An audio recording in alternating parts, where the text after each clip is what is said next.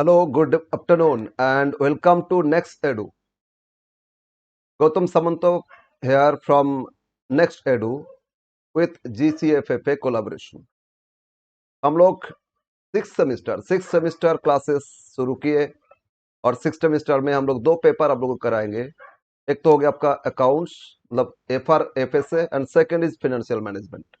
ये दोनों पेपर हम लोग कराएंगे और अब आप लोगों को पता चल ही गया है, सिर्फ ऑनलाइन नहीं, online offline everything should be provided. Recording classes सब कुछ प्रोवाइड किया जाएगा और मिनिमम कोर्स फीस में इसमें जो भी कोर्स फीस डिटेल्स इसके लिए व्हाट्सअप नंबर जो है उसमें क्वेरी कीजिए, डिटेल्स उसमें लीजिए। एकदम अफोर्डेबल कोर्स फीस में आपको मिलेगा, क्वालिटी कंटेंट मिलेगा, क्वालिटी एडुकेशन आपको मिलेगा, गाइडेंस मिलेगा।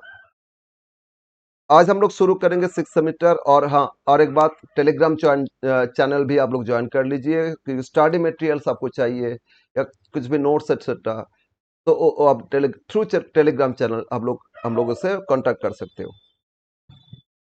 तो आज हम लोग शुरू करेंगे फिनेंशियल मैनेजमेंट। अकाउंट्स शुरू कर चुके, फिनेंशियल मैनेजमेंट इसमें डिटेल्स देंगे और डिटेल्स के बाद एक चैप्टर शुरू भी करेंगे। तो let us start today's classes. आप लोग as soon as possible join करो और आप लोग अपना फ्रेंड लोगों को शेयर करो और हम लोग का क्लास फॉलो करो, देखो। और क्वालिटी में कोई कॉम्प्रोमाइजेशन नहीं है। आप डिफरेंस आप किसी और से कंपेयर करो, इसके बाद आप डिसीजन लो, ज्वाइन करो और एकदम अफोर्डेबल फीस में। Okay, late us start.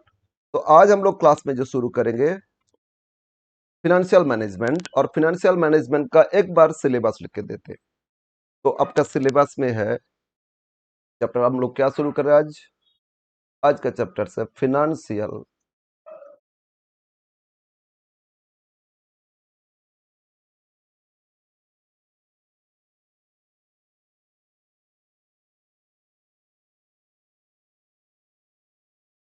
Management. पहले देख लेते हैं इसमें क्वेश्चन पैटर्न क्या रहेगा आपका। इसमें जो पैटर्न रहेगा, इसमें 5 मार्क्स और 10 मार्क्स, बस ये दो पैटर्न का ही है। तो क्या पैटर्न है? 1, group A.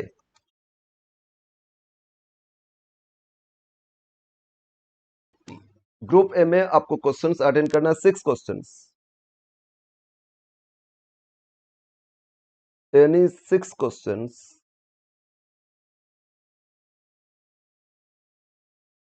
Of 5 marks etch. कितना हो गया? 30 marks out of 9 questions. 6 question attend करना है, 5 marks etch, 30 marks out of 9 questions. और हाँ, ये नहीं कि 9 क्वेश्चंस मिलेगा कोई भी 6 करोगे, क्वेश्चन 6 ही दिया जाएगा, कोई भी 3 क्वेश्चन में एक्स्ट्रा एडिशनल और करके आपको ऑप्शन दिया जाएगा। Right, okay. Group B, group B इसमें आपको अटेंड करना होगा any 5 questions of 10 marks each, मतलब 50 marks out of 8 questions. 5 attend करना है तो 3 ऑप्शन यहां भी मिलेगा और टोटल हो गया 50 plus 30, that is 80 marks. Okay, तो दिस इज योर सिलेबस। इसमें दो ग्रुप है, एक 5 मार्क्स का क्वेश्चन और एक ग्रुप है जिसमें 10 मार्क्स क्वेश्चन है। इसमें 15 मार्क्स का कुछ नहीं है, 15 मार्क्स का अकाउंट्स में है। ना अब इसमें सिलेबस क्या है, इसमें क्या क्या सिलेबस है ना। आपका सिलेबस में जो चैप्टर्स है एक बार लिख देते, विथ मार्क्स डिवीजन, चैप्टर और इसमें मार्क्स डिटेल्स आपको इससे मिल जाएगा। इसके हिसाब से आप प्रिपरेशन आप आगे करते रहोगे। जो फर्स्ट चैप्टर है basic concept,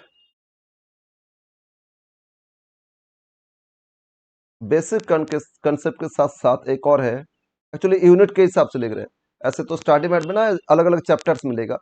time value of money,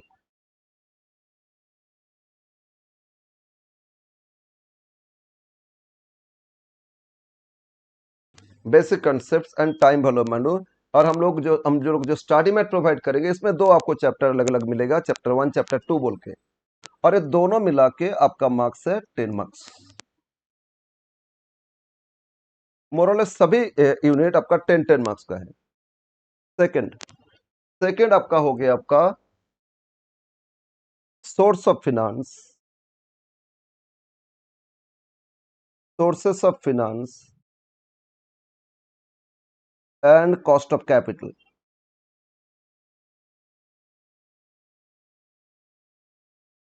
10 marks. Source of finance totally theory, finance theory है, और डिफरेंट सोर्स ऑफ फिनांस जो है उसका कॉस्ट क्या है, cost of capital. Generally practical आपको मिलेगा कॉस्ट ऑफ कैपिटल से, और हो सकता है ऑप्शन में कुछ थ्योरी दे दे सोर्स ऑफ फिनांस से। थर्ड, लेवरेज, अकाउंटिंग लेवरेज,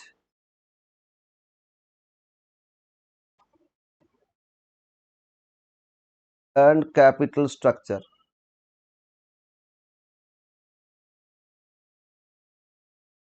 ये दोनों से 10 मार्क्स। यहाँ वेटेज ज्यादा, जैसे हम वेटेज दे रहा हूँ, इसमें टाइम वैल्यू मनी प्रैक्टिकल है, तो यहाँ से 10 मार्क्स आपको मिल जाएगा। थोड़ा बहुत बेसिक भी पढ़ लोगे, ऑप्शन बाई चांस ये नहीं हो रहा है ऑप्शन में ये कर लोगे। Second, source of finance theory है, और उसी सोर्स का कॉस्ट क्या है, कॉस्ट ऑफ कैपिटल प्रैक्टिकल मिलेगा आपको। जहां प्रैक्टिकल हम अंडरलाइन कर देते, अच्छा दूसरा कलर से अंडरलाइन कर देंगे। यहाँ भी अकाउंटिंग लिवरेज प्रैक्टिकल है, स्ट्रक्चर भी प्रैक्टिकल है, बट लिवरेज से क्वेश्चन रेगुलर देगा आपको। फोर्थ जो यूनिट है दैट इज वर्किंग कैपिटल,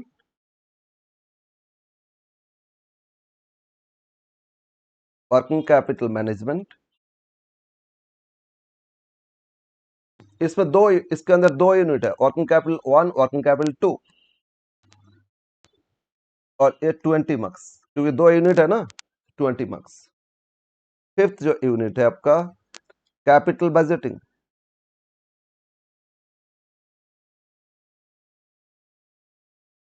इसमें भी दो यूनिट है, कैपिटल बजटिंग 1, कैपिटल बजटिंग 2, तो दो यूनिट मत समझ लेना 20 मार्क्स। और लास्ट जो चैप्टर है डिविडेंड पॉलिसी,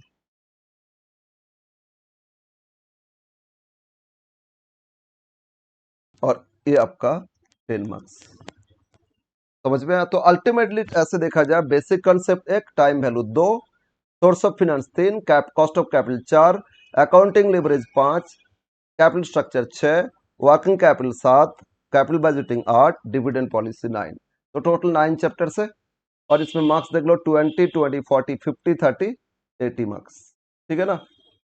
तो some questions must be in 5 marks. जैसे टाइम वैल्यू ऑफ मनी या बेसिक कंसेप्ट, इससे टाइम वैल्यू से जनरली प्रैक्टिकल देता है, और बेसिक कंसेप्ट से थ्योरी। इसमें 3 क्वेश्चन मिलेगा, दो एक में ऑप्शन, एक में ऑप्शन नहीं, तो 2 प्रैक्टिकल मिल जाएगा, एक थ्योरी भी मिल सकता है, मिलेगा श्योर। सोर्स ऑफ फिनेंस से थ्योरी, तो कॉस्ट ऑफ कैपिटल से 10 मार्क्स का ही क्वेश्चन मिलेगा, ये 5 मार्क्स में नहीं। लिवरेज से आपको 10 मार्क्स क्वेश्चन मिलेगा, ठीक है, और कॉस्ट ऑफ कैपिटल स्ट्रक्चर से थ्योरी हो सकता है, ऑप्शन दे दिए। वर्किंग कैपिटल से आपको ऐसे मिलेगा, एक 10 मार्क्स और एक 5 मार्क्स और एक 5 मार्क्स, मतलब क्या हो गया, 10 मार्क्स एक कंप्लीट क्वेश्चन हो गया, और 5 5, तो जो 5 मार्क्स वो कैटेगरी में चला जाएगा, और 5 मार्क्स एक प्रैक्टिकल उसमें भी दे सकता है। 10 मार्क्स तो श्योर प्रैक्टिकल में। कैपिटल बजटिंग में भी सेम है, और डिविडेंड पॉलिसी 10 मार्क्स है। Okay, yes, this is your syllabus. अब आज हम लोग कुछ शुरू करेंगे। तो ये बेसिक कंसेप्ट थ्योरी है, ये हम अभी फिलहाल इग्नोर कर रहे हैं, थ्योरी बाद में डिस्कस करेंगे थोड़ा बहुत।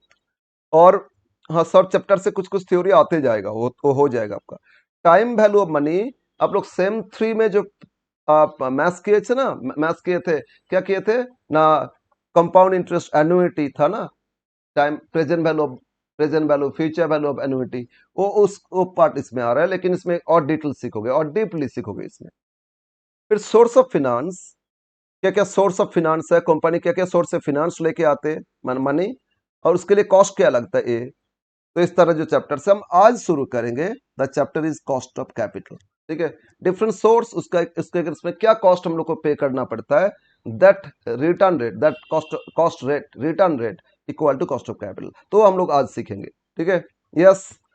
तो let us start today's classes. तो ये आपका सिलेबस है, अब हम लोग आज का क्लास शुरू करते हैं। ठीक है, तो आज चैप्टर शुरू क्या करेंगे, आज शुरू करेंगे हम लोग cost of capital, today's class.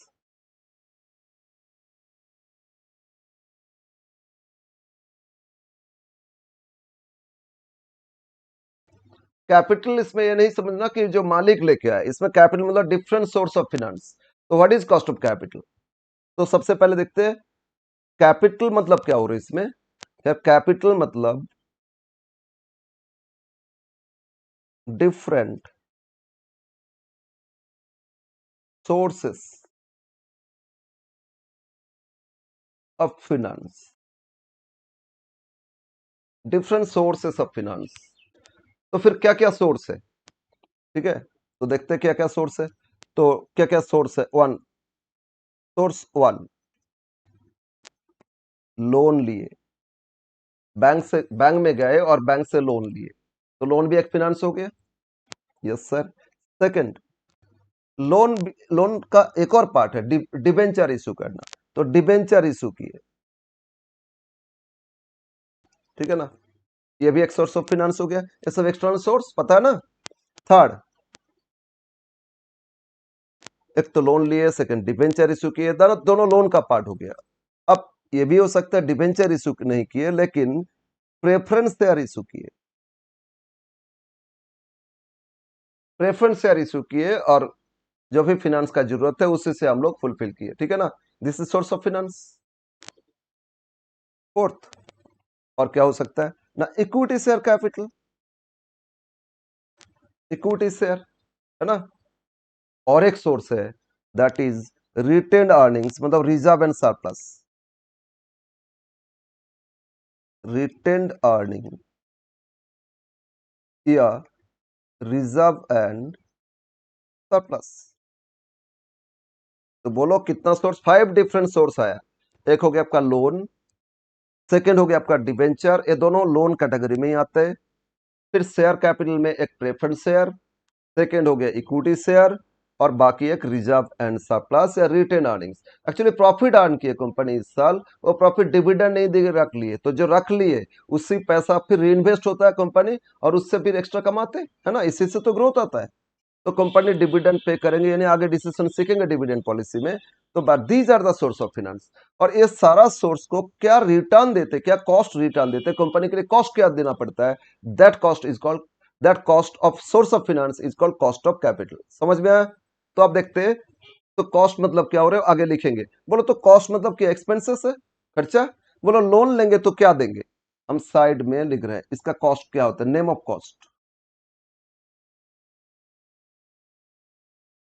क्या हो सकता है। लोन तो ऑब्वियस बात है, इसमें कॉस्ट का नाम हो गया इंटरेस्ट, है ना।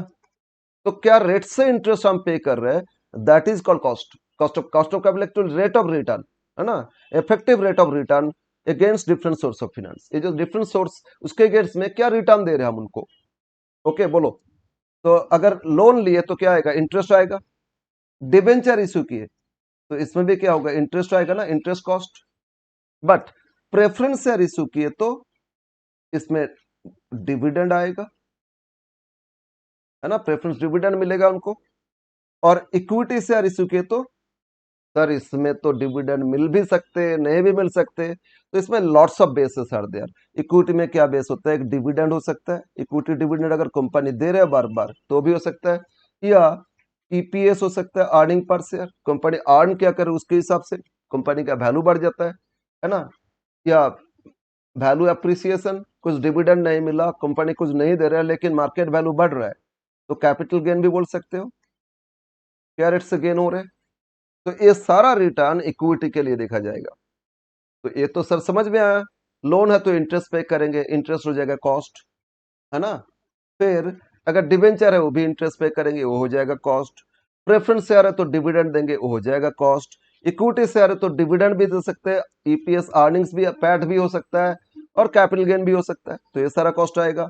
उसके अगेंस्ट में कॉस्ट क्या आएगा देखेंगे आगे। और सर रिटेन अर्निंग्स, एक्चुअली ये जो पैसा रिटेन किया किसका, इक्विटी का है ना, तो जो इक्विटी का रेट होगा that should be the rate of retain earnings. तो रेट ऑफ इक्विटी ये हो जाएगा रेट ऑफ इक्विटी, मतलब इक्विटी का जो भी रिटर्न है वही माना जाएगा जनरली रिटर्न अर्निंग्स का भी रिटर्न है, ठीक है। Yes sir. अब एक एक कॉस्ट कैलकुलेशन कैसे करोगे, पहले ये समझ लेना चाहिए क्या क्या सोर्स ऑफ फिनेंस है। और ये जो डिफरेंट सोर्स ऑफ फिनेंस है, सडनली पैसा का जरूरत हो गया, लोन ले सकते हैं, प्रेफरेंस इशू कर सकते हैं, डिवेंचर इशू कर सकते हैं, कुछ भी तो कर सकते हैं। तो ये जो डिफरेंट सोर्स से ले रहे हैं उसके अगेंस्ट में कॉस्ट क्या पे करोगे, that is name of cost लिख लिए। अब उसमें क्या रेट से रिटर्न दोगे उसको क्या बोलोगे, कॉस्ट ऑफ कैपिटल। तो फिर कॉस्ट ऑफ कैपिटल जो नेम ऑफ कॉस्ट लिखे तो rate of cost of capital, या फिर साइड में लिख रहा हूं कॉस्ट ऑफ कैपिटल, मतलब ये जो सारा नेम लिखे सोर्स, इसके अगेंस्ट में जो रेट आएगा ना, उसको हम लोग क्या डिनोट करेंगे वो भी एक बार लिख लेते साइड में। ठीक है, ओके, समझो। अगर मैंने क्या इशू किए थे, ये लोन लिए थे, इंटरेस्ट है ना, तो इंटरेस्ट में जो क्या रेट से रिटर्न हो दे रहे हैं उसको आप बोलोगे के एल, कॉस्ट ऑफ लोन। के से डिनोट करते हैं हम लोग, ये नोटेशन। कॉस्ट ऑफ लोन को क्या मानोगे, के एल। डिबेंचर को भी इंटरेस्ट दे रहे हैं लेकिन इसको मानेंगे के D, cost of debenture. Preference को जो रिटर्न दे रहे हैं डिविडेंड, वो जगह के P, cost of preference. Equity का जो रिटर्न, उसका रेट जब फाइंड करेंगे उसको लिखेंगे के ई, कॉस्ट ऑफ इक्विटी। और जो रिटेन अर्निंग्स, इसका जब फाइंड करेंगे के आर। ये नोटेशन यूज करेंगे, इसलिए हम साइड में लिख दिए। नाम क्या है वो तो लिख दिए, और उसका जब रेट आएगा ना, वो रेट को ही बोलते हैं कॉस्ट ऑफ कैपिटल। तो rate of cost of capital जो फाइंड करोगे तो उसको आप ये नोटेशन यूज करोगे। हम लोग जनरली ये यूज करते। तो क्या बोले, लोन का जो कॉस्ट आएगा रेट, उसको क्या बोलोगे, के एल। डिबेंचर तो के डी, प्रेफरेंस शेयर तो के पी, इक्विटी तो के ई, और रिटेन अर्निंग्स तो के आर। अब एक एक का डिटेल्स सीखेंगे। ठीक है, एक एक का डिटेल्स सीखेंगे। डिफरेंट सोर्स ऑफ फाइनेंस का कॉस्ट कैसे फाइंड करोगे। ओके, यस बोलो, समझ में आया ना। तो एक लाइन में फिर बोलते हैं, what do mean by cost of capital. Cost of capital मतलब effective rate of return on different source of capital by company. Company को क्या इफेक्टिव रेट से रिटर्न देना पड़ रहा है, क्या कॉस्ट लग रहा है, परसेंटेज ऑफ कॉस्ट। ठीक है ना, वो कॉस्ट क्या परसेंटेज लग रहा है कंपनी के लिए, कॉस्ट कितना लग रहा है, वो परसेंटेज फाइंड करोगे। इफेक्टिव रेट मतलब यानी कि 10% दे दिया, 10% ही होगा इफेक्टिव रेट। वो कैलकुलेशन सीखेंगे ना आगे, नहीं तो फिर इतना कैलकुलेशन क्यों। तो effective rate of return on different source of finance by company, क्या रेट ऑफ रिटर्न देते कंपनी, वो हम लोग फाइंड करेंगे। क्लियर है, ओके। अब आ जाते एक एक का डिटेल्स फॉर्मूला में। First cost of loan find करेंगे ना, फॉर्मूला सेकंड पॉइंट में आ जाओ।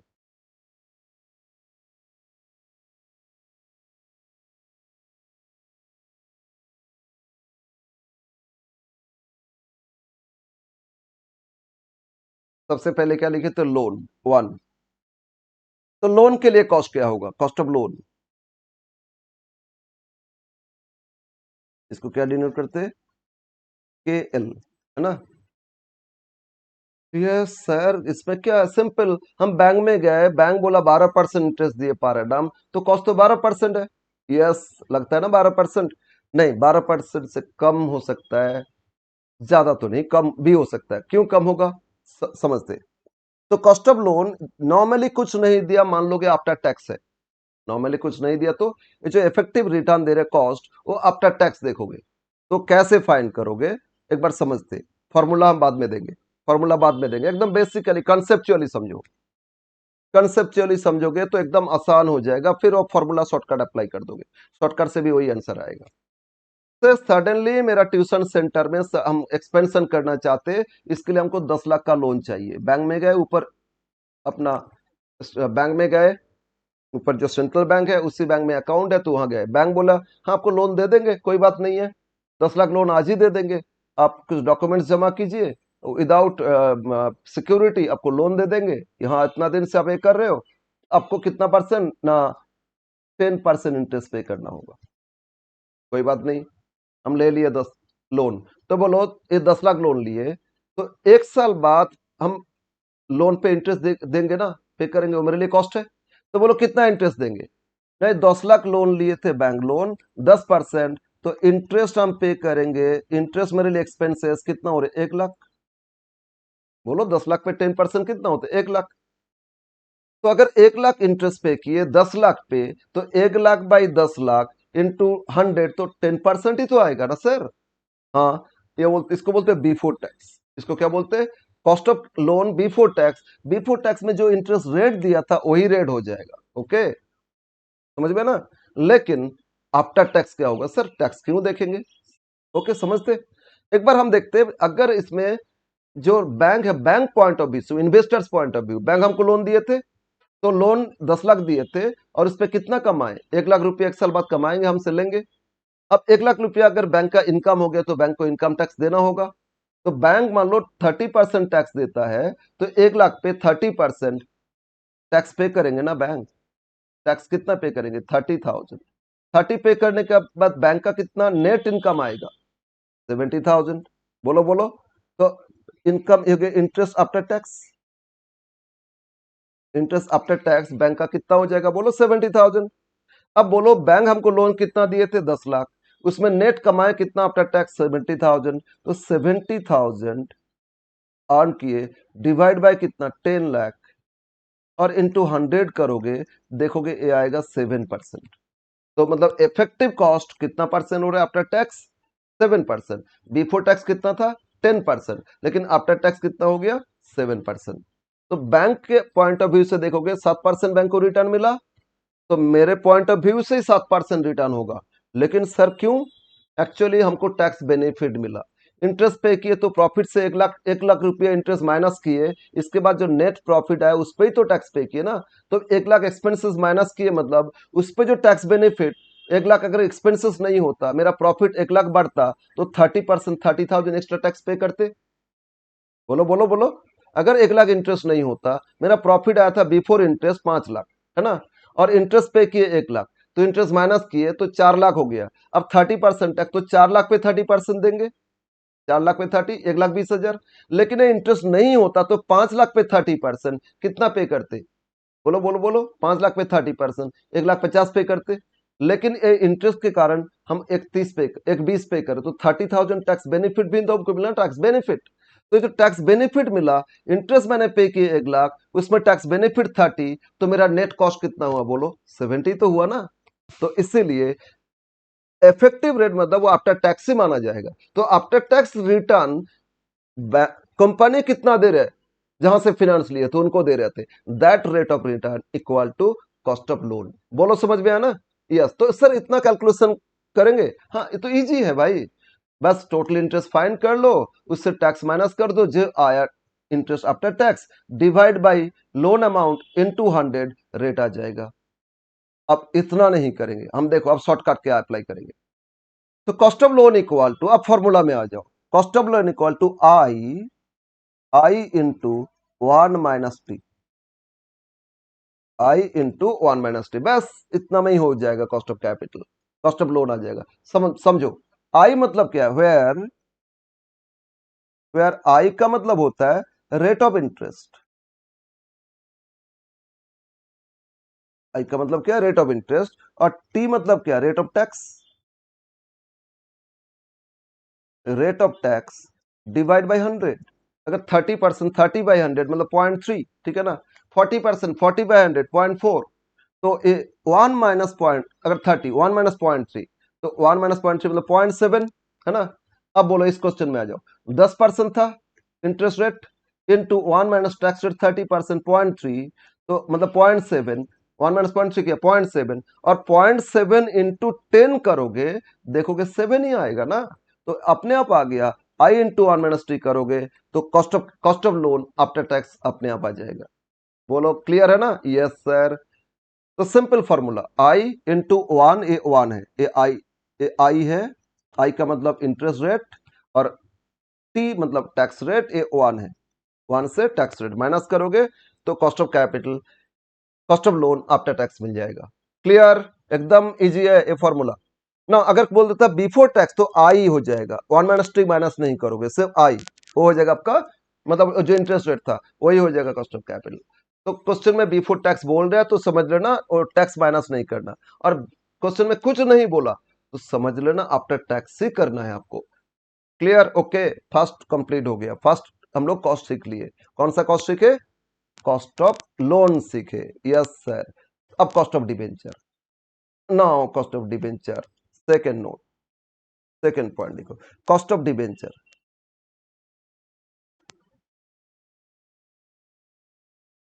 इसको क्या डिनोट करते हैं, केडी। अब यहीं से झमेला शुरू हो रहे हैं, कैलकुलेशन यहीं से चेंज होते जाएगा। देखते हैं क्यों चेंज हो रहे हैं। बोलो लोन में कभी होता है प्रीमियम में लोन इशू किए, डिस्काउंट में लोन इशू किए, नहीं।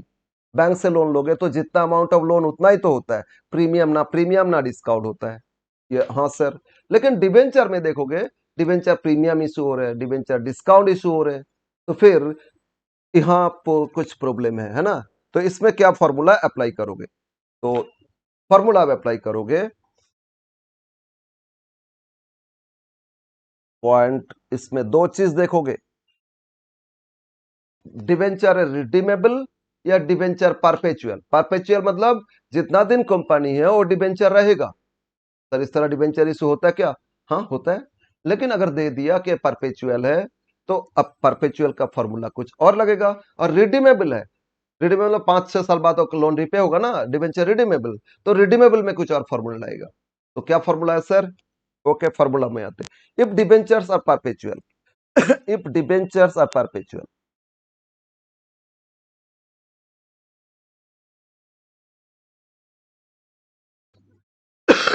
परपेचुअल,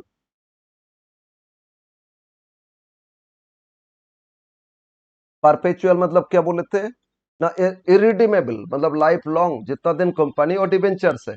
तो परपेचुअल में हम लोग फॉर्मूला क्या अप्लाई करेंगे, इसको समझाएंगे, पहले फॉर्मूला लिख देते हैं।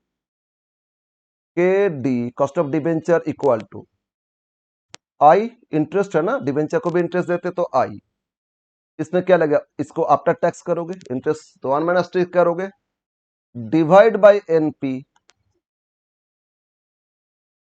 इंटू 100 परसेंटेज के लिए, है ना। सर एनपी क्या, ये सब लिख देंगे, हम लिख देंगे नीचे। तो डिवाइड बाय एनपी मतलब नेट प्रॉफिट्स, एक एक डिवेंचर इशू करके नेट क्या मिला, that is net profits, NP into 100, इससे आएगा कॉस्ट ऑफ डिवेंचर। ओके, तो आई का मतलब वेयर, वेयर आई का मतलब इसमें इंटरेस्ट रेट नहीं, इसमें आई का मतलब है इंटरेस्ट पर डिवेंचर, एक डिवेंचर पे कितना इंटरेस्ट दिया जाता है, इंटरेस्ट पर डिवेंचर, मतलब एक डिवेंचर इशू किए तो उसमें कितना इंटरेस्ट दिया जाएगा, that interest is called I, interest पर डिवेंचर, इंटरेस्ट रेट नहीं। नेक्स्ट, टी का मतलब तो ऊपर लिखे थे रेट ऑफ टैक्स, हाँ सर। तो एनपी का मतलब क्या, एनपी का मतलब नेट प्रोसीड्स, नेट प्रोसीड्स पर डिवेंचर, तो एक एक डिवेंचर या पूरा कंपनी का टोटल डिवेंचर से भी देख सकते हो, लेकिन जरूरत नहीं उतना वैल्यू चेंज हैवी अमाउंट लिखने का, जो नहीं, एक डिवेंचर से करोगे पूरा टोटल डिवेंचर्स का आ जाएगा। तो नेट प्रोसीड्स पर डिवेंचर, ठीक है सर, नेट प्रोसीड्स मतलब नेट एक एक डिवेंचर से कितना मिला था कंपनी को, फिनांस आया था ना। तो इसके लिए दो फॉर्मूला होता है नेट प्रोसीड्स पर डिवेंचर। क्या फॉर्मूला है ना, एक तो हो गया इशू प्राइस, एक हो गया इशू, क्या प्राइस में इशू किए थे उतना मिला था, उससे इशू रिलेटेड कुछ खर्चा है वो कंपनी को पे करना पड़ा, तो लेस कर दो, लेस कर, उसको बोलते हैं फ्लोटेशन कॉस्ट। क्या बोलते हैं उसको ना, flotation cost, flotation cost per debenture,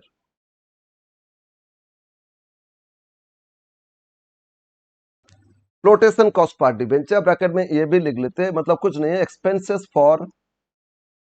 expenses for issue. अगर इशू प्राइस है, एक एक डिवेंचर इशू करके कितना मिला, उससे एक्सपेंसेस फॉर पर इशू, एक एक डिवेंचर इशू करने में कितना एक्सपेंसेस माइनस करोगे, तो नेट एक डिवेंचर से कंपनी को कितना मिला था वो आ जाएगा, और उस पर कितना पे कर रहे हैं वो, आफ्टर टैक्स कितना पे कर रहे हैं वो देख लो, उससे रेट आ जाएगा। ओके, नाउ हम इसमें एक एग्जाम्पल लेके समझाएंगे, तो कि ताकि इसमें अच्छा से समझ में आ जाए, ठीक है ना। एग्जाम्पल लिख लेते हैं, लोन में क्या था, बस लोन जितना लिया आई इंटू 1 - t कर दोगे, उसमें उतना कुछ कैलकुलेशन नहीं, बट इसमें है ना कैलकुलेशन। तो एक एग्जाम्पल लेते, एग्जाम्पल हम मन से ले रहे, बाद में हम लोग स्टडी मेट से करेंगे।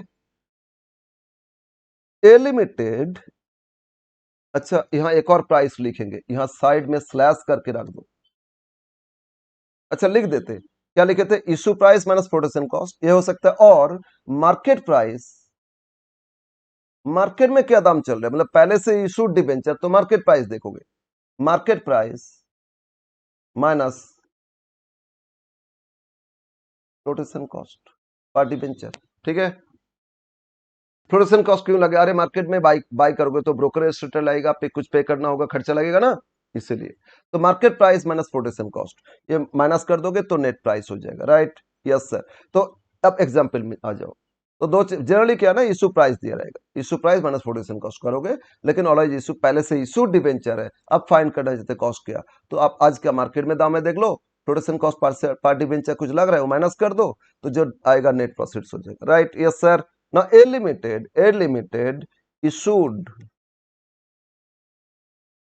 issued 5,000 12% debentures,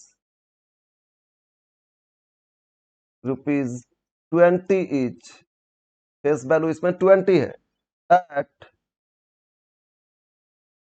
at a premium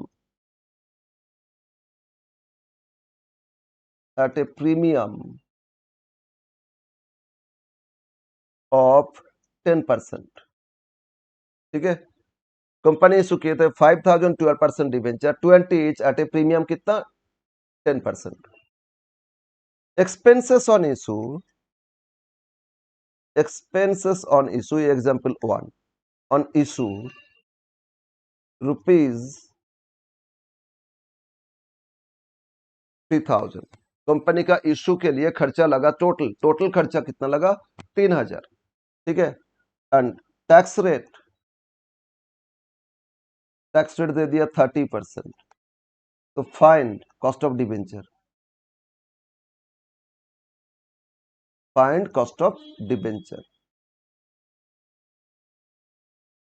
yes, this is your question. अब इस क्वेश्चन को अब सॉल्व करोगे कैसे, समझो क्या क्या चाहिए। हम लोग डिबेंचर इश्यू के मतलब लोन लिए, तो एक एक डिबेंचर इशू करके you are the company, you are the मान लो you are the accountant of company, आप फिनेंस डिपार्टमेंट में आप काम कर रहे हो, तो फिनेंस मैनेज भी कर रहे हो, तो आप कंपनी को बोल दिए अब लोन लीजिए इतना का 5,000, 20 रुपीज फेस वैल्यू, लेकिन 10% प्रीमियम, 2 रुपया 22 रुपया करके मिल रहा है ना पर डिबेंचर, तो एक एक डिबेंचर आप इशू करोगे 22 रुपया आपको मिलेगा, लेकिन उसमें खर्चा भी तो लगा, वो माइनस करके नेट कितना मिला, एनपी फाइंड करोगे। और डिबेंचर का इंटरेस्ट रेट कितना, 12% था। मैंने बोला था इंटरेस्ट आई मतलब इंटरेस्ट पार डिबेंचर, तो एक एक डिबेंचर का इंटरेस्ट ना फेस वैल्यू पे करोगे 20 रुपया पे, इशू प्राइस पे नहीं। इशू प्राइस मार्केट प्राइस तो डेली डेली चेंज होते रहेगा, लेकिन डिबेंचर जो कंपनी इंटरेस्ट पे करते हो always nominal value face value पे, तो 20 रुपया पे 12% कैलकुलेशन करोगे, इंटरेस्ट पार डिबेंचर आ जाएगा। और इसमें टैक्स रेट बोल दिया, तो टैक्स बेनिफिट मिलेगा, इंटरेस्ट पे करेंगे तो प्रॉफिट कम करेंगे, इसके बाद टैक्स देंगे ना आप, तो टैक्स बेनिफिट आएगा, तो टैक्स रेट माइनस करोगे, आफ्टर टैक्स इंटरेस्ट आ जाएगा, divide by net profit find करोगे, इनटू 100 आ जाएगा। लेकिन सर आप बोले थे एक चीज, ये परपेचुअल ये पता कैसे चलेगा? हाँ, वेरी गुड क्वेश्चन। तो मैंने बोले दो तरह का होता है, एक डिबेंचर रिडीमेबल और एक डिबेंचर परपेचुअल। अगर क्वेश्चन में मेंशन कर दिया कि it should be redeem after 5 years, it should be redeem after 10 years, तो रिडीमेबल हो जाएगा। क्या प्राइस में रिडम्पशन होगा, प्रीमियम में, डिस्काउंट में, वो दे देगा ना, तो इस केस में वो रिडीमेबल। और कुछ रिडम्पशन के बारे में कुछ नहीं दिया क्वेश्चन में, तो समझ लेना वो आपको परपेचुअल का क्वेश्चन दिया। क्लियर है ना? तो कैसे आपको पता चलेगा, सिर्फ इशू दे दिया क्या प्राइस में इशू किए और उसमें एक्सपेंसेस कितना लगा, तो आप समझ लेना और परपेचुअल है, उसका फॉर्मूला अप्लाई करोगे। और बोल दिया डिबेंचर इशू किए 5,000, 20 rupees is 10% premium, redeemable after 10 years at a premium of 20%, तो आ गया ना रिडीमेबल, तो रिडीमेबल अप्लाई करोगे, उसका फॉर्मूला सीखेंगे आगे। और जहां इस तरह रिडीमेबल का कुछ टर्म्स यूज नहीं है, तो समझ लेना परपेचुअल, और परपेचुअल तो ये फॉर्मूला अप्लाई करोगे। अब क्लियर है ना, एकदम कंफर्म है? ओके। तो अब बोलो, अब हम लोग क्या फाइंड करेंगे, आई फाइंड करेंगे, टी देखेंगे, एनपी देखेंगे, और फॉर्मूला पुट कर देंगे, है ना? यस। तो बोलो आई क्या है, हम लोग पार्ट डिवेंचर ही देखेंगे। सॉल्यूशन,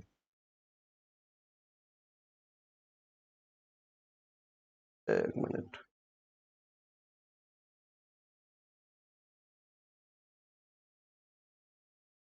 बोलो इसमें आई मतलब होता है इंटरेस्ट पार्ट डिवेंचर है, पूरा लिख लोगे एग्जाम में,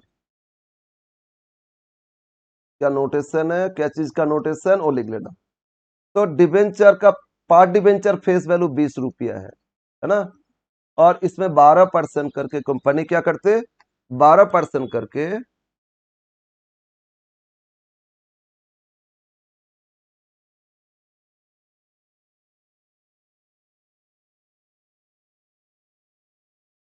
2.40, 12% करके इंटरेस्ट देते तो 12% करोगे कितना आएगा 2.40। ओके, कैलकुलेटर कहाँ रख दिए, ओह कोई बात नहीं, आ गया। फिर टी, टी मतलब rate of tax, rate of tax divide by 100। तो बताओ टैक्स कितना हो रहा है, टैक्स रेट क्या दिया 30%, 30/100 इक्वल टू कितना 0.30। और एनपी, एनपी मतलब नेट प्रोसीड्स, नेट प्रोसीड्स पर डिबेंचर। क्या देखोगे नेट प्रोस मतलब नेट इशू करके एक एक डिबेंचर से कितना मिला, नेट इशू करके एक एक डिबेंचर से कितना मिला वो देखना है। तो बोलो डिबेंचर इशू किए थे 10% प्रीमियम में, तो 20 रुपया 10% प्रीमियम मतलब 22 रुपया था इशू प्राइस। अच्छा वो लिख लो, क्या लिखे थे, issue price minus protection expenses, है ना, ये लिख लेते पहले। Issue price this is equal to issue price, और इससे लेस क्या करोगे फ्लोटेशन एक्सपेंसेस पर डिबेंचर। बताओ हम लोग एक डिबेंचर ले रहे हैं, बहुत सारे बुक में ना टोटल लेके भी कैलकुलेशन किए, अब टोटल लेके भी करोगे और एक डिबेंचर का करोगे एक ही आंसर आएगा। ठीक है, यस। तो बोलो इशू प्राइस क्या था 22 रुपया, सर 22 कैसे, अरे 20 रुपया 10% प्रीमियम इशू किए थे, 10% 2 रुपया जोड़ लो, इशू प्राइस कितना हो गया 22 रुपया। अब फ्लोटेशन कॉस्ट कितना, एक्सपेंसेस कितना लगा था 3000, सर 22 रुपये में 3000 नहीं है, पूरा 5000 में था, तो एक डिबेंचर में कितना होगा डिवाइड बाई 3000, ठीक है ना। तो आपका 22 रुपया तो मिला, लेकिन 3000/5 60 पैसा माइनस 0.60 पर डिबेंचर, अब एक्सपेंसेस पे कर दिए, तो कंपनी को नेट कितना मिला 22 से लेस कर दो मतलब 21.40 नेट एक एक डिबेंचर इशू करके कंपनी को मिला था कितना 2140। समझ में है ना। अब कंपनी जो एक साल बाद इंटरेस्ट दे रहे हैं, इंटरेस्ट कितना दे रहा था 2.40 इंटरेस्ट दे रहा था, ये बिफोर टैक्स दे रहा था ना। तो आफ्टर टैक्स क्या होगा 2.4, उससे टैक्स माइनस कर दोगे तो आफ्टर टैक्स आ जाएगा, वही तो कॉस्ट है ना, after tax cost divide by net profits into 100 आ जाएगा रिटर्न। क्लियर।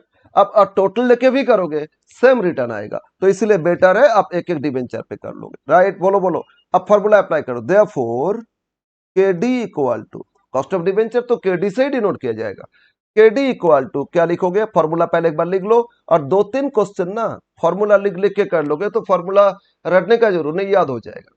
ठीक है, तो अब बोलो क्या फॉर्मूला था, आई इंटू क्या 1 - टी, क्योंकि इंटरेस्ट तो टैक्स पे करोगे, डिवाइड बाय एनपी, एक एक इशू करके इतना नेट प्रॉफिट्स आया था, और परसेंटेज देखना है तो इंटू 100। Clear, yes sir. तो 2.4 रुपीज हम लोग पर डिबेंचर इंटरेस्ट दे रहे थे, और उसके कारण मेरा टैक्स बेनिफिट आया, तो 1 - 0.3 आफ्टर टैक्स कितना इंटरेस्ट लग रहा है वो मेरा कॉस्ट आएगा। ठीक है ना, टैक्स बेनिफिट माइनस करके मेरा कॉस्ट आएगा, डिवाइड बाय नेट, एक्चुअली एक डिबेंचर पे इतना दे रहे नेट कॉस्ट, और एक डिबेंचर के लिए हमको मिला था 21.4, तो इसके हिसाब से कितना परसेंट हम पे कर रहे हैं, that is my cost of debenture. Okay, clear एकदम, यस सर। तो 2.4 में 1 - 0.3 मतलब 0.7 इंटू कर लो, क्या करोगे 2.4 पॉइंट, कैलकुलेटर हम एक बार खोल लेते हैं, 2.4 इंटू 0.7 ये होता है 1.68, कितना है 1.68।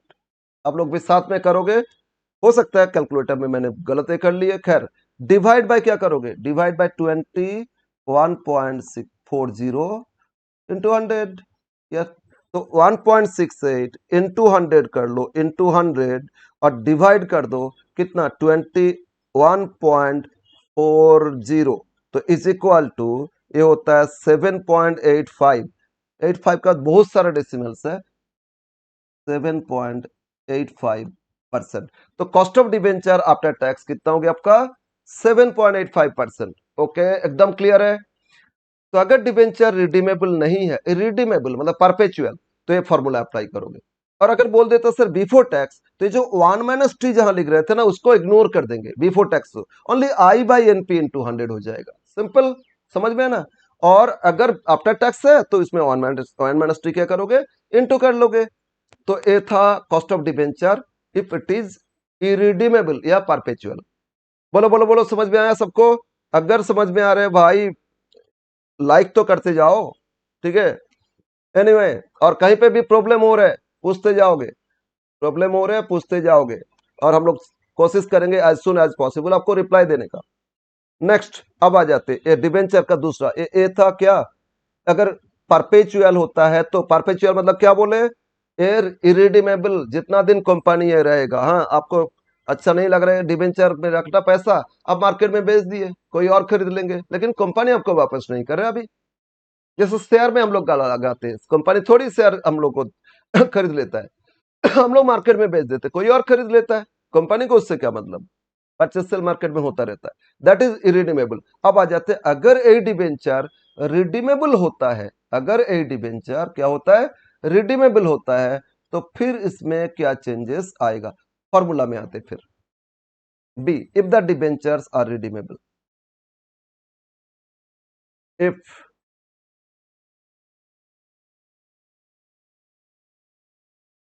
डिबेंचर्स आर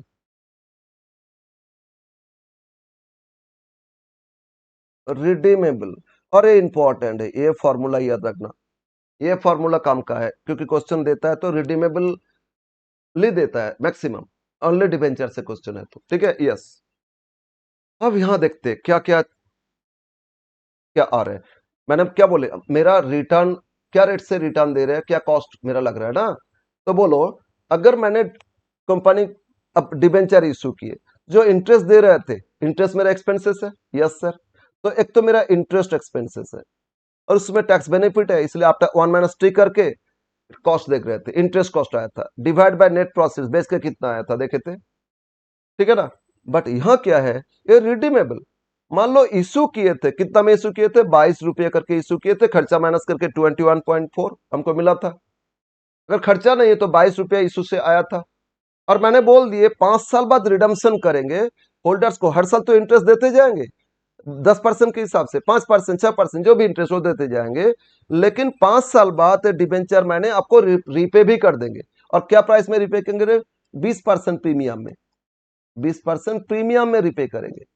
तो बताओ, 20 ओहो ओहो 20% प्रीमियम मतलब क्या हो रहा है बोलो, 20% प्रीमियम मतलब हो रहा है आपका इतना, एक कर लिखा, मतलब 20 रुपया, 22 रुपया में इशू किए थे, और 20 रुपया का 20%, 4 रुपया, मतलब 24 रुपया रिपे करेंगे। हर साल तो इंटरेस्ट देते जा रहे थे, और 24 रुपया रिपे करेंगे, तो कितना साल बाद पे करेंगे, 5 साल बाद। तो बोलो 22 रुपया आपसे लिए, 24 रुपया आपको देंगे, 2 रुपया एक्स्ट्रा देंगे ना रिपेमेंट में, तो ये भी तो मेरा कॉस्ट है। एक तो हर साल इंटरेस्ट दे रहे हो, मेरा कॉस्ट है, और जो एक्स्ट्रा रिडम्पशन प्राइस और इशू प्राइस में जो डिफरेंस, वो भी मेरा कॉस्ट है, वो भी मेरा एक्स्ट्रा लग रहा है। और वो क्या 1 साल का नहीं, रिटर्न तो एनुअली देखोगे, अगर वो 5 साल का तो डिवाइड बाय 5 मेरा एनुअल कॉस्ट है, इसको अमोटाइज करते ना, इंटरेस्ट ऑन डिबेंचर को अमोटाइज करते लाइफ में, तो एनुअल कॉस्ट हो जाएगा। तो एनुअल कॉस्ट में मेरा दो चीज लग रहा है, एक क्या लग रहा है, मेरा इंटरेस्ट लग रहा है, और दूसरा क्या है, अगर रिडम्पशन वैल्यू कुछ एक्स्ट्रा है, तो रिडम्पशन में जो प्रीमियम दे रहे हैं उसके कारण मेरा जो लॉस हो रहा है, इशू प्राइस और रिडम्पशन में जो डिफरेंस, वो भी मेरा लॉस है ना, वो फ्यूचर लॉस है।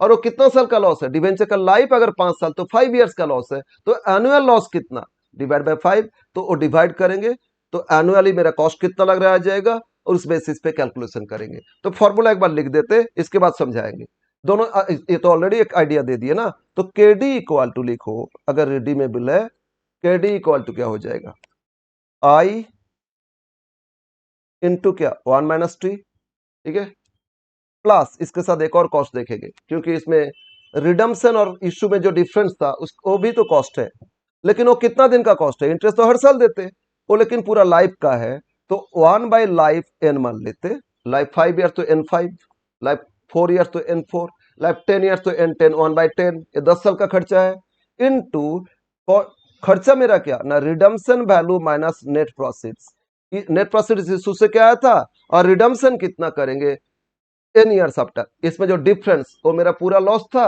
और वो n ईयर्स का लॉस है, divide bye n annual loss है, एनुअल कॉस्ट है, वो भी तो मेरा कॉस्ट है ना। तो इसमें दो कॉस्ट देखना हो रहा है, अगर रिडीमेबल, एक इंटरेस्ट कॉस्ट, उसको आफ्टर टैक्स में कन्वर्ट कर दिए, और ये जो रिडम्पशन और इशू प्राइस में डिफरेंस, इसका जो डिफरेंस, इसमें जो कॉस्ट है उसको एनुअल में लेके आए तो डिवाइड बाय एन कर दिए, एनुअल कॉस्ट हो गया।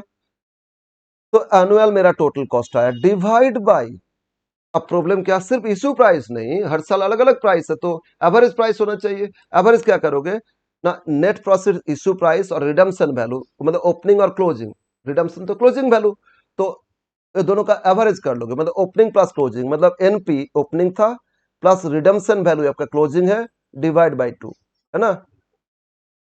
यहाँ रिडम्पशन माइनस नेट प्रॉफिट करोगे, ये डिफरेंस देख रहे थे ना, लेकिन इसका एवरेज कर रहे हैं तो net profit plus redemption value divide by 2 और परसेंटेज के लिए इनटू 100, तो ये हो जाएगा कॉस्ट ऑफ डिबेंचर। क्या फॉर्मूला, एक बार याद करो फिर फॉर्मूला, बस 2-3 क्वेश्चन करोगे ना हो जाएगा आराम से। I into 1 - T plus 1/n into RB minus NP, RB minus NP क्या, total cost of, cost on redemption, है ना, रिडम्पशन में क्या कॉस्ट लग रहा है, खर्चा लग रहा है, और पूरा लाइफ का है तो डिवाइड बाय एन लाइफ, तो पर एनम कितना खर्चा लग रहा है, रिडम्पशन कॉस्ट, ठीक है ना।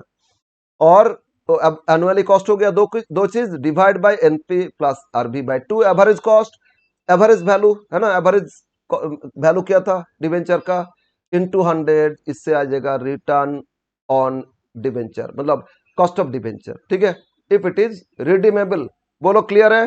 अब हम लोग नोटेशन में आ जाते, आई का मतलब वही है, क्या था, इंटरेस्ट पार डिवेंचर, टी का मतलब टैक्स, ये सब में कोई प्रॉब्लम नहीं है, एनपी का मतलब नेट प्रॉफिट्स, ये तो लिख चुके हैं, तो इसमें एक्स्ट्रा क्या, इसमें एक्स्ट्रा है एन, इसमें एक्स्ट्रा है आरबी, एनबी आरबी और एन, है ना, वेर हम सिर्फ एक्स्ट्रा लिख रहा हूं, आरबी मतलब रिडम्पशन वैल्यू पर डिबेंचर, आरबी मतलब क्या हो रहा है, रिडम्पशन वैल्यू, वैल्यू पर डिबेंचर, और एन का मतलब लाइफ ऑफ डिबेंचर,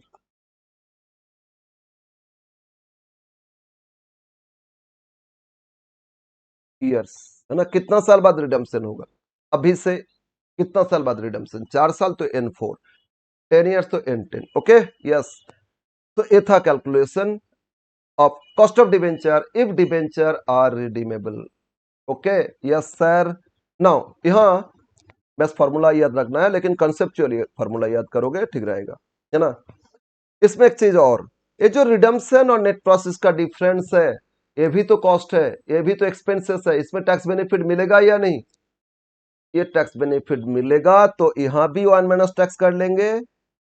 अगर ये रिडम्पशन और नेट प्रोसेस का डिफरेंस है, मेरा कॉस्ट है, ये भी टैक्स डिडक्टेबल एक्सपेंसेस है तो 1 - टी कर लेंगे, और अगर टैक्स डिडक्टेबल नहीं बोला तो उसको इग्नोर करेंगे, तो ये हम यहाँ नहीं लिख के हम नीचे नोट में मेंशन करेंगे, ठीक है, उसको नीचे नोट में मेंशन करेंगे।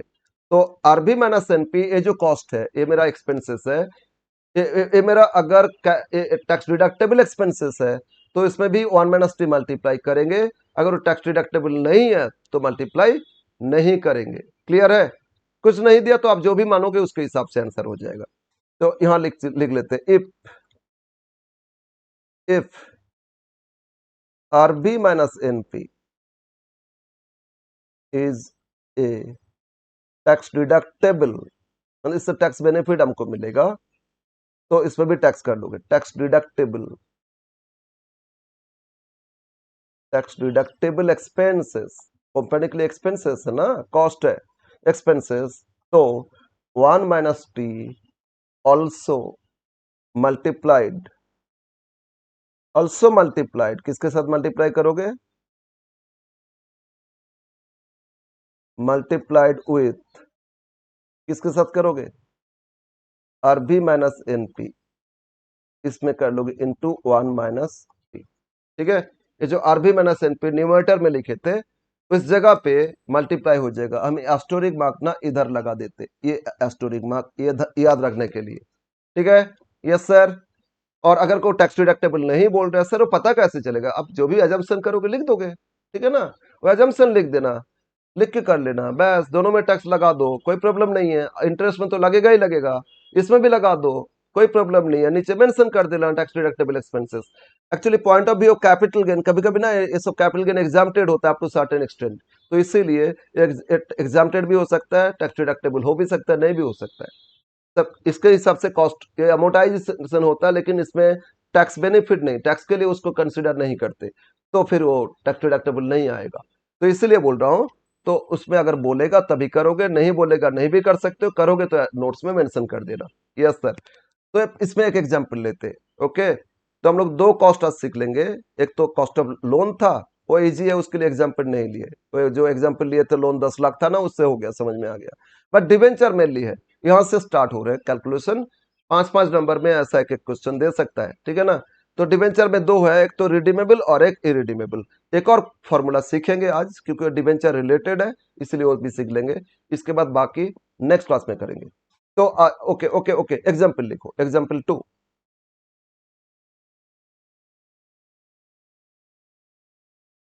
A Limited issued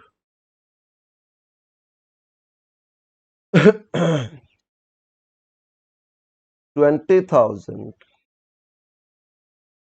8% debentures, rupees 100 each, at a discount issue भी तो होता है ना, at a discount of 5%, redeemable after 5 years at 10% premium। Redeemable redemption किया जाएगा, कब रिडम्पशन किया जाएगा? After 5 years at 10% premium, right. Expenses on issue per debenture, एक एक डिबेंचर का हम दे देते इसमें, पार डिबेंचर इज रुपीज 1.20। एक डिबेंचर इशू करने में एक्सपेंसेस कितना लगा था? वन, मतलब प्रोटेक्शन कॉस्ट बोले थे ना, पार डिबेंचर। कहीं पे टोटल दे देगा तो नंबर ऑफ डिबेंचर से डिवाइड कर देंगे, यहाँ पार डिबेंचर दे दिए। एंड टैक्स रेट 40%, कुछ भी दे दे टैक्स रेट, जो देगा वही करोगे ना। Yes sir. तो find cost of debenture, find find KD, कुछ नहीं बोला तो आफ्टर टैक्स ही है, समझ लेना, ठीक है ना। Find KD, cost of debenture. तो बताओ अब इस क्वेश्चन से क्या पता चल रहा है आपको? बोलो बोलो बोलो, इस क्वेश्चन से क्या क्वेश्चन देख के पता चल रहा है ये रिडीमेबल या परपेचुअल? हाँ सर, क्लियर है, बोल दिया ना 5 साल बाद रिडम्पशन, तो मतलब है रिडीमेबल हो गया, एकदम क्लियर है, रिडीमेबल हो गया। तो रिडीमेबल हो गया तो हमको रिडीमेबल का फॉर्मूला अप्लाई करना होगा, तो डिबेंचर में पता चल जाएगा ना रिडीमेबल या परपेचुअल, तो उसके हिसाब से फॉर्मूला। तो हम लोग को चाहिए क्या बोलो? इसमें बहुत कुछ चाहिए, आई चाहिए, टी चाहिए, एन चाहिए, आर भी चाहिए, एनपी चाहिए, बस ये होने से हो जाएगा। तो एक एक करके सॉल्व करते, कैलकुलेशन कर लेते। सबसे पहले क्या चाहिए बोलो, बोलो बोलो, सबसे पहले क्या चाहिए? सॉल्यूशन। आई इक्वल टू क्या बोलते हैं? इंटरेस्ट पार डिबेंचर, सारा नोटेशन पहले लिख लोगे, है ना। इंटरेस्ट पार डिबेंचर, फिर इसके बाद फॉर्मूला में नोटेशन अप्लाई करोगे। तो पहला par debenture interest 100 rupees face value था, इंटरेस्ट ऑलवेज फेस वैल्यू पे 8%, तो 100 पे 8%, तो इंटरेस्ट होता है 8 रुपीज, राइट। Yes sir. फिर टी चाहिए, आई के बाद टी, टैक्स रेट क्या? 40%, rate of tax by 100, 40% equal to 0.40। फिर आर एनपी चाहिए, net proceeds, net proceeds per debenture, है ना, पार डिबेंचर। एक एक डिबेंचर इशू करके कंपनी को मिला कितना? That is equal to issue price. क्या बोलते हैं? इशू प्राइस से क्या माइनस करोगे? फ्लोटेशन कॉस्ट या फ्लोटेशन एक्सपेंसेस। याद आ रहा है फॉर्मूला? मतलब बेच के कितना मिला एक एक शेयर इशू करके, और उसमें कुछ खर्चा है पार डिबेंचर, माइनस कर देंगे। तो बताओ इशू प्राइस क्या था? 100 पे 5% डिस्काउंट में इशू किए तो 95 था इशू प्राइस। हाँ सर। और एक एक शेयर, एक एक डिबेंचर में डिस्काउंट दिया था, इशू इशू में एक्सपेंसेस आया था कितना? 1.20। तो 95 से भी 1.20 लेस करो, 93.80, तो नेट प्रॉफिट्स मिल गए आपको। मतलब बेचे तो 95 करके, लेकिन उसमें पर डिबेंचर खर्चा लगा, तो खर्च का पे करके कंपनी को नेट मिला था इतना, और कंपनी इंटरेस्ट दे रहे थे 8 रुपया, है ना। अब आ जाते फिर आरवी रिडम्पशन वैल्यू, फिर एन नंबर ऑफ ईयर्स, है ना, life of debenture, tenure of debenture, life of debenture, redemption value. Redemption क्या प्राइस में होगा, रिडम्पशन वैल्यू पर डिबेंचर, एक एक डिबेंचर क्या प्राइस में रिडम्पशन करोगे। तो रिडम्पशन बोल रहा था 10% प्रीमियम में, बोलो 100 रुपये का 10%, 10 रुपया प्रीमियम जोड़ के, तो रिडम्पशन वैल्यू कितना हो जाएगा 110, डायरेक्ट लिखे 100 रुपया फेस वैल्यू, 10% प्रीमियम में रिडम्पशन करोगे, तो 100 रुपया पे 10%, 10 रुपये प्रीमियम जोड़ के रिपे करोगे, तो कितना करके रिपे करोगे 110, तो रिडम्पशन वैल्यू मतलब क्लोजिंग वैल्यू। और इशू के टाइम जो नेट मिला था वो का ओपनिंग था, तो एवरेज क्या आपको मिला था, एवरेज क्या प्राइस हो रहा है, ओपनिंग प्लस क्लोजिंग बाय 2, मतलब और redeem issue price, net proceeds और रिडम्पशन वैल्यू दोनों जोड़ोगे, डिवाइड बाय 2 एवरेज, तो एवरेज आपको मिला था इतना, तो इसके हिसाब से रिटर्न रेट क्या है वो पता कर लोगे। समझ में है ना, यस सर। तो अब आ जाते हैं नेक्स्ट, लिखो फॉर्मूला, नाउ के डी इक्वल टू, देयरफॉर के डी इक्वल टू, सर इसमें नहीं बताया, ये जो आपका रिडम्पशन और इसमें जो डिफरेंस टैक्स डिडक्टेबल या नहीं, हम लोग मानेंगे नहीं टैक्स डिडक्टेबल, ये अजम्पशन लेंगे तो उसका आंसर डिफरेंट आएगा, मान लेंगे टैक्स डिडक्टेबल तो दोनों में 1 - 3 लगा देंगे तो उसमें आंसर डिफरेंट आएगा।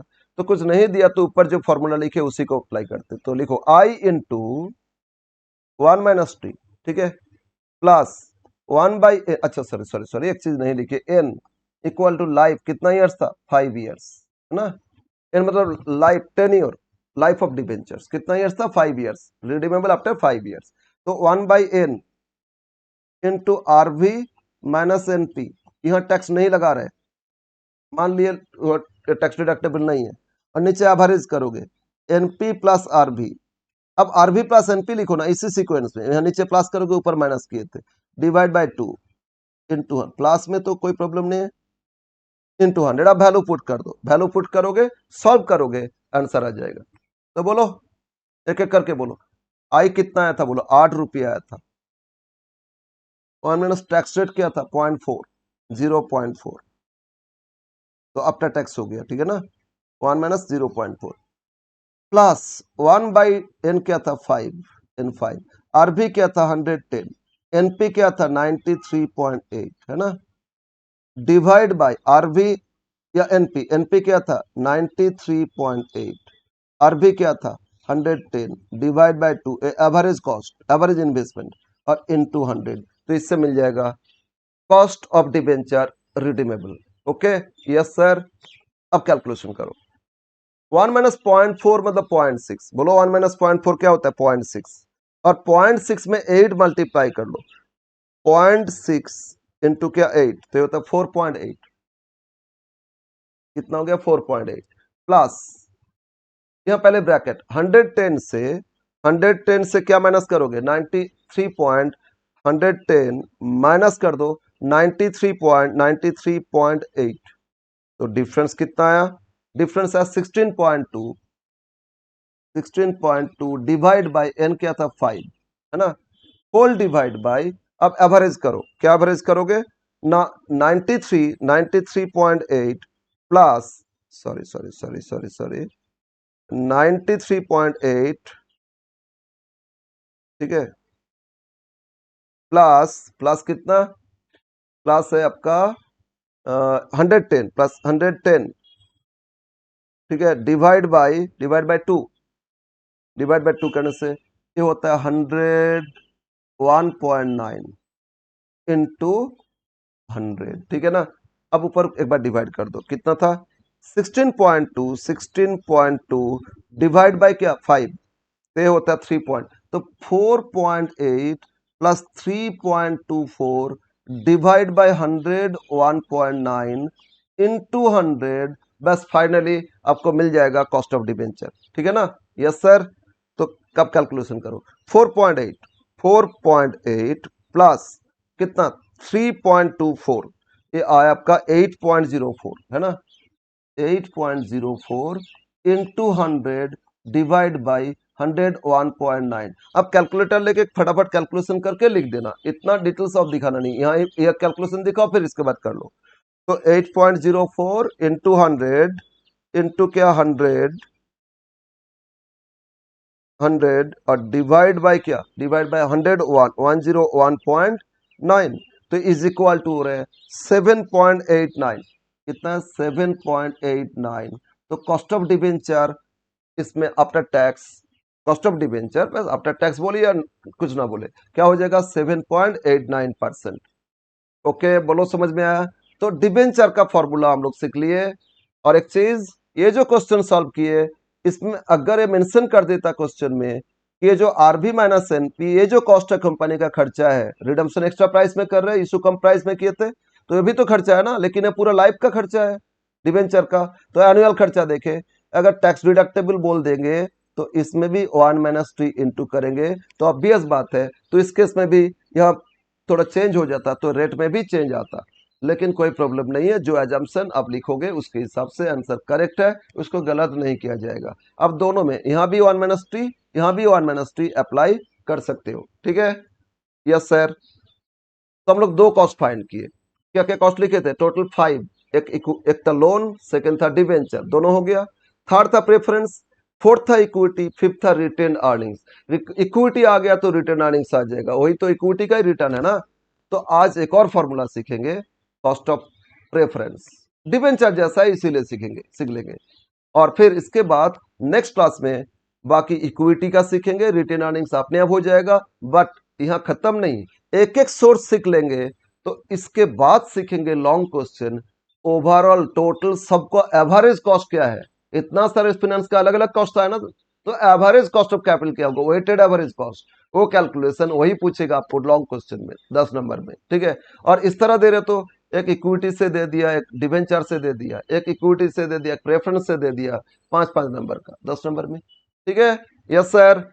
तो आज एक और फॉर्मूला सीखेंगे, इसके बाद हम लोग नेक्स्ट क्लास में करेंगे। तो थर्ड फॉर्मूला में आ जाओ। थर्ड फाइनेंस का नाम क्या बोले थे, बोलो बोलो, थर्ड फाइनेंस का नाम क्या बोले थे ना, ये आपका प्रेफरेंस है। लोन हो गया, डिवेंचर हो गया ना, तो preference just like debenture, preference just like debenture, सिर्फ यही डिफरेंस है। डिवेंचर को फिक्स इंटरेस्ट देते, प्रेफरेंस को फिक्स डिविडेंड देते। प्रेफरेंस भी रिडीमेबल होता है, डिवेंचर भी रिडीमेबल था। प्रेफरेंस भी परपेचुअल हो सकता है, तो डिवेंचर भी परपेचुअल के हिसाब से किए, है ना, एक ही जैसा। तो एक ही जैसा है, लेकिन सिर्फ इतना ही है, डिवेंचर को जो इंटरेस्ट देते वो बिफोर टैक्स, इंटरेस्ट देने के बाद टैक्स अप्लाई करते, टैक्स बेनिफिट मिलता है। लेकिन प्रेफरेंस को जो डिविडेंड देते पैट के बाद, मतलब आफ्टर टैक्स प्रॉफिट से ही डिविडेंड देते, उसमें बिफोर बोल के कुछ होता है नहीं, बिफोर टैक्स आफ्टर टैक्स बोल के कुछ नहीं होते, वो ऑलवेज होता है आफ्टर टैक्स, उसमें बिफोर टैक्स बोल के हो ही नहीं सकता है, समझ में ना। तो बस प्रेफरेंस पे टैक्स का नहीं आएगा लेकिन डिबेंचर में आ रहा था। तो प्रेफरेंस में क्या फॉर्मूला लिखो अब, cost of preference, third formula लिखो। थर्ड क्या चीज का हम लोग सीख रहे हैं,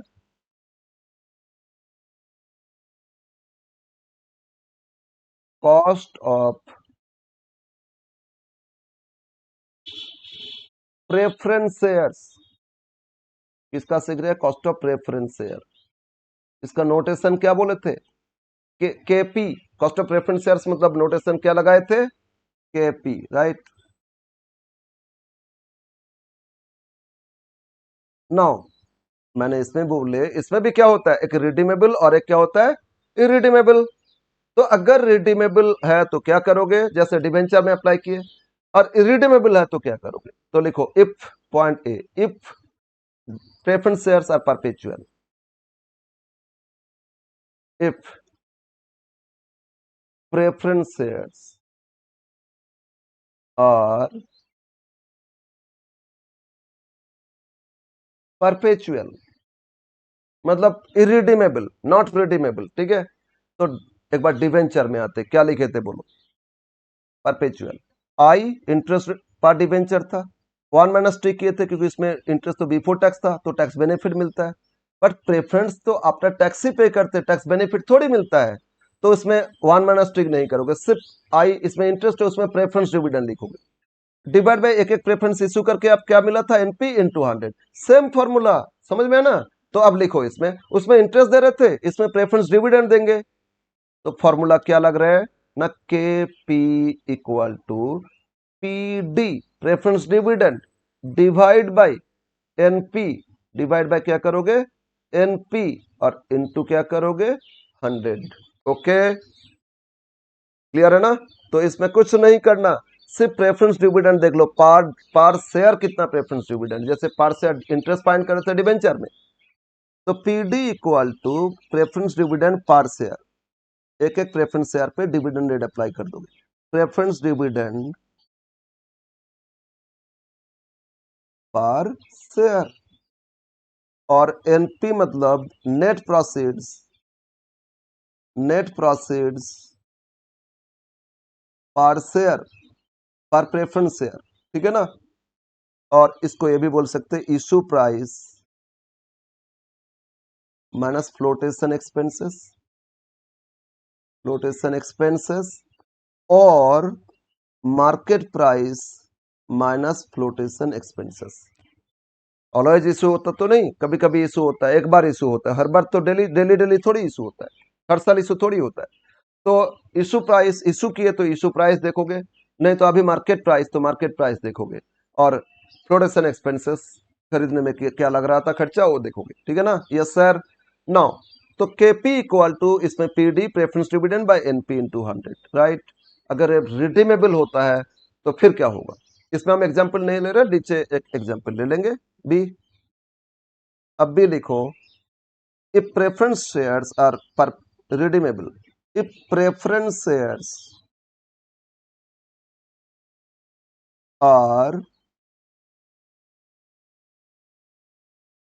redeemable, अगर ये प्रेफरेंस शेयर्स रिडीमेबल है तो फॉर्मूला इसमें के पी इक्वल टू डिबेंचर में रिडीमेबल का जैसे था, उसमें आई था, इसमें पी डी है, उसमें वन मैन टैक्स इसमें तो लगता नहीं, प्लस अगर रिडम्सन हो रहे तो इसमें भी जो डिफरेंस 1/n इंटू क्या था, रिडम्सन वैल्यू, तो इसमें रिडम्सन प्राइस क्या प्रेफरेंस का होगा वो देखेंगे, माइनस नेट प्रोसीड्स क्या आया था, डिफरेंस देख लेंगे, या टैक्स बेनिफिट का सवाल ही नहीं है, divide by RV plus NP by 2, मतलब एनपी प्लस आरवी लिखो वो भी एक ही बात है, प्लस करोगे तो आगे पीछे कर सकते हो, माइनस करोगे तो उल्टा नहीं कर सकते हो, वैसा ही है, आरबी प्लस एनपी बाई 2 करो या एनपी प्लस आरबी बाई 2 करो, एक ही बात है, इनटू 100। तो इससे मिल जाएगा आपको preference dividend, sorry cost of preference if preference are redeemable, right. फिर पीडी, पीडी तो लिखे थे ना preference dividend per share, NP तो लिखे थे ना नेट प्रॉफिट, तो एन क्या है, लाइफ ऑफ प्रेफरेंस शेयर्स, और आरवी क्या, रिडम्पशन प्राइस, ये दोनों लिख लेते। Where where N equal to life of preference share का कितना साल बाद रिडम्पशन होगा, टेन्योर बोलते हैं इसके, ईयर्स या 10 ईयर्स, है ना। और आपका आरवी क्या था, रिडम्पशन वैल्यू पर प्रेफरेंस शेयर, एक एक प्रेफरेंस शेयर क्या प्राइस में रिडम्पशन हो रहे हैं, रिडम्पशन वैल्यू पर प्रेफरेंस शेयर, एक एक प्रेफरेंस शेयर क्या प्राइस में रिडम्पशन करोगे, आरवी हो जाएगा, अब फॉर्मूला में पुट कर देना, तो आपको मिल गया फॉर्मूला, आरवी एनपी क्या होता है, उससे केपी कैसे फाइंड करोगे। बस यहाँ एक और एग्जांपल ले लेते हैं, तो आज का क्लास कंप्लीट हो जाएगा, नेक्स्ट डे बाकी इक्विटी का सीखेंगे, और फिर इसके बाद रिटेन अर्निंग्स इक्विटी का हो जाएगा एक साथ, और इसके बाद वेटेड एवरेज सीखेंगे, और जब ये वेटेड एवरेज सीख लेंगे तो हम लोग का total cost of capital complete हो जाएगा। बट वेटेड एवरेज ही मेन है, उसमें उसमें बहुत सारे कुछ सीखना होता है, ठीक है ना। Yes sir. ओके, तो एग्जाम्पल दूसरा, थर्ड एग्जाम्पल है, थर्ड एग्जाम्पल हम इसमें रिडीमेबल का ही लेते, ठीक है ना। X limited issued 6,000 10% preference shares, rupees 100 each at par, ठीक है, एट par इशू किए थे, it should be redeem it should be redeemed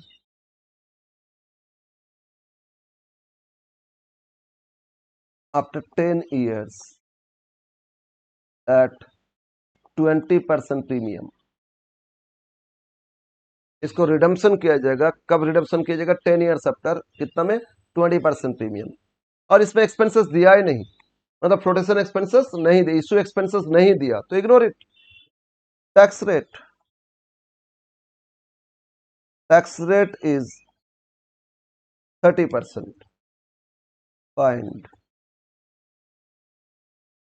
KP, cost of preference share. ठीक है, यहाँ टैक्स से कोई मतलब नहीं है, क्योंकि डिविडेंड प्रेफरेंस को देते तो आफ्टर टैक्स ही देते, तो आफ्टर टैक्स पैट से ही तो डिविडेंड देते ना, तो बिफोर टैक्स कभी डिविडेंड दे ही नहीं सकते, तो टैक्स का क्वेश्चन ही इसमें नहीं अराइज हो रहा है। तो बोलो क्या फॉर्मूला अप्लाई करोगे? रिडीमेबल से पता चल गया रिडीमेबल का फॉर्मूला, तो बोलो बोलो बोलो, रिडीमेबल का क्या फॉर्मूला दिए ना? P D plus 1/n into R B minus N P by R B plus N P by 2 into 100, है ना? तो एक एक नोटेशन लिख लेते हैं। सॉल्यूशन सबसे पहले चाहिए क्या? PD, preference dividend. ये नोटेशन पूरा लिख लोगे एक बार, इसके बाद फॉर्मूला डिविडेंड पर शेयर। तो बताओ फेस वैल्यू क्या? 100 है ना? ये 100 है, 10%, तो हर साल फिक्स डिविडेंड 10%, तो 10 रुपया देंगे। फिर आपका एन लाइफ कितना ईयर्स बोला था? 10 ईयर्स, रिडीमेबल आफ्टर 10 ईयर्स। फिर टैक्स रेट इसमें मतलब नहीं है।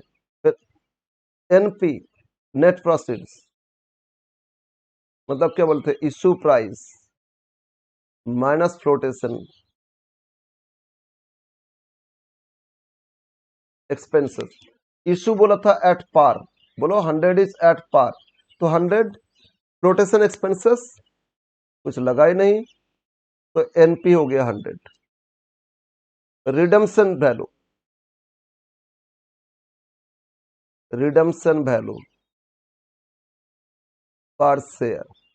रिडम्पशन कैसे करें? 20% प्रीमियम में 100 का 20%, 20 रुपये प्रीमियम, मतलब 120 हो गया।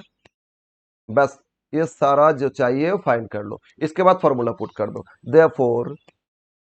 देयरफॉर केपी, क्या formula? PD plus 1/n redemption value और नेट प्रोसेस में जो डिफरेंस लॉस है एन ईयर्स का, डिवाइड बाय एवरेज करोगे, RB plus NP by 2 into 100। अब formula debenture redeemable preference redeemable का अब याद हो जाएगा ना, एक ही जैसा है। उसमें इंटरेस्ट लग रहा था तो टैक्स माइनस कर रहे थे, इसमें डिविडेंड तो आफ्टर टैक्स ही होता, फिर टैक्स माइनस और करना नहीं होगा।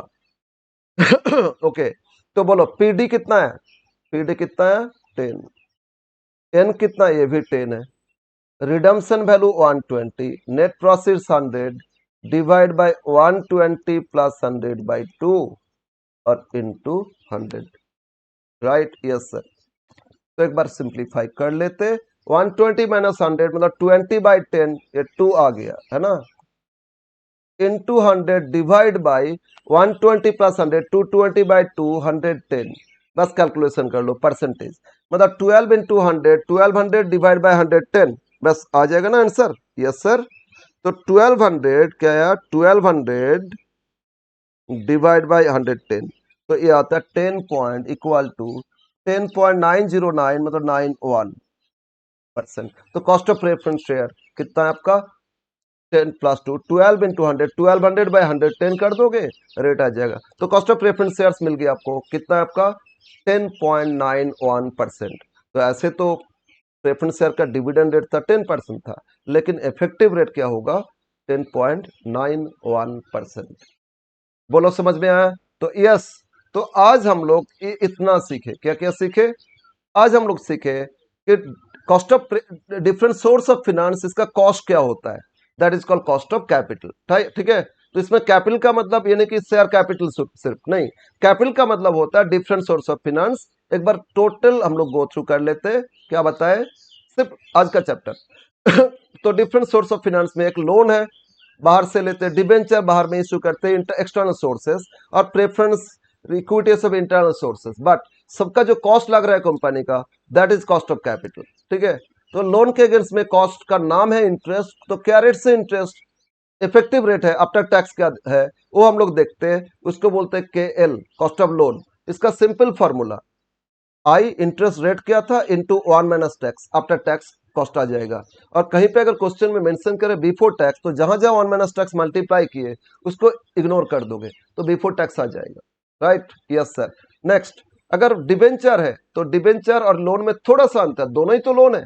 डिबेंचर में issue price, redemption value, premium, at par, discount, बहुत कुछ आता है ना। तो इसीलिए इसमें दो चीज देखना होगा, एक तो डिबेंचर क्या वो परपेचुअल है तो उसमें क्या फॉर्मूला, और रिडीमेबल है तो क्या फॉर्मूला। ठीक है ना, K D equal to I into 1 minus interest, इससे टैक्स माइनस कर दो, इंटरेस्ट पर डिबेंचर से, डिवाइड बाय एक एक डिबेंचर इशू करके क्या नेट प्रोसीड्स मिला था इनटू 100, ये हो जाएगा आपका परपेचुअल में इंटरेस्ट कॉस्ट ऑफ डिबेंचर। और वही अगर रिडीमेबल है तो I into 1 minus T plus redemption जो वैल्यू है और इशू प्राइस में जो डिफरेंस हो लॉस को लाइफ में डिवाइड कर दोगे, एनुअल लॉस आएगा, वो भी कॉस्ट है, तो इंटरेस्ट कॉस्ट और एनुअल लॉस कॉस्ट, ये रिडम्पशन में जो एक्सपेंसेस एक्स्ट्रा है ना, loss on issue of debenture, redemption of debenture, तो इसका difference divide by N, annual loss. ये भी टैक्स डिडक्टेबल बोलता है, यहाँ भी टैक्स 1 माइनस टी इंटू कर लोगे और नीचे एवरेज करोगे, एनपी प्लस आरबी या RB plus NP by 2 into 100 करोगे, डिबेंचर का रिडीमेबल कॉस्ट मिल जाएगा। Right, yes sir. नाउ अब आ जाते, अगर ये प्रेफरेंस शेयर है तो प्रेफरेंस में भी डिबेंचर जैसा cost of preference PD by NP into 100 irredeemable है। पीडी मतलब प्रेफरेंस डिविडेंड पार प्रेफरेंस शेयर, और एनपी मतलब नेट प्रोसीड्स, इशू से नेट क्या मिला था इशू करके। और अगर रिडीमेबल है तो PD plus 1 by N into RB minus NP, और जो कॉस्ट है एवरेज कर लिए annual cost, divide by average RB plus NP by 2 into 100। तो ये था कॉस्ट ऑफ कैपिटल का आज का क्लास। आप लोगों को कैसा लगा, आप लोग फीडबैक दोगे, अच्छा लगे तो शेयर करोगे, और ऑब्वियसली हम लोग के साथ अटैच रहोगे, आगे हम लोग सबको एक साथ डेवलप करते जाएंगे। Wish you all the best. Next class में फिर मुलाकात होगा।